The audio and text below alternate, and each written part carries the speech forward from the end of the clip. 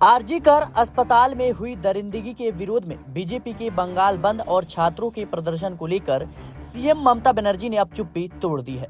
उन्होंने इस प्रदर्शन को बीजेपी की साजिश बताते हुए कहा कि मैंने भी छात्र राजनीति की है। मैं कोलकाता पुलिस को सैल्यूट करती हूं, जिन्होंने इतने संयम से कोलकाता की रक्षा की।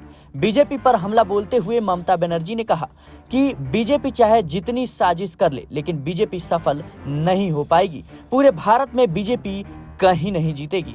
ममता बनर्जी ने कहा कि बीजेपी एजेंसियों का डर दिखाकर लोगों पर दबाव बना रही है, मेरे खिलाफ झूठ फैला रही है। ममता बनर्जी ने आगे कहा कि आज का दिन मैं आरजी कर अस्पताल की पीड़िता को समर्पित करना चाहती हूं। वह हमारी बेटी बहन है। यूपी, मणिपुर समेत कई राज्यों में ऐसा हुआ है। हम इस दिन को उन तमाम पीड़ितों को समर्पित करना चाहते हैं। हमारी मांग है कि इन आरोपियों को फांसी होनी चाहिए।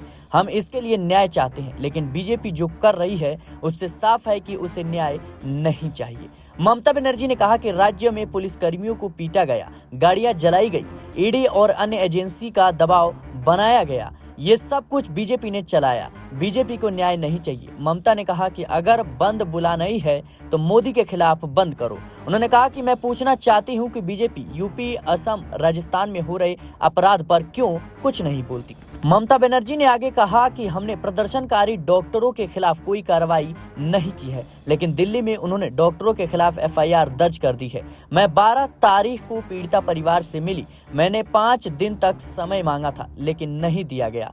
मामला सीबीआई के पास है। मैं पूछना चाहती हूं कि 16 दिन बीत गए, लेकिन न्याय क्यों नहीं मिला। मैं पूछना चाहती हूं कि आखिर पीड़िता को अब तक न्याय क्यों नहीं मिला। टीएमसी नेता और सीएम ममता बनर्जी के भतीजे अभिषेक बनर्जी ने भी बीजेपी पर हमला बोला है। उन्होंने कहा कि टीएमसी दिल्ली में एक और विरोध प्रदर्शन करने शुरू करेगी। अभिषेक बनर्जी ने बीजेपी की ओर मुखातिब होते हुए कहा कि अगर 3-4 दिन के अंदर केंद्र सरकार एंटी रेप कानून नहीं बनाती है तो टीएमसी दिल्ली तक विरोध प्रदर्शन करेगी। अभिषेक बनर्जी ने कहा कि ये लोग संदेश खाली के मामले पर भी राजनीति कर रहे थे, महिला का नाम लेकर राजनीति कर रहे थे। उन्नाव और हाथरस पर बीजेपी चुप रही।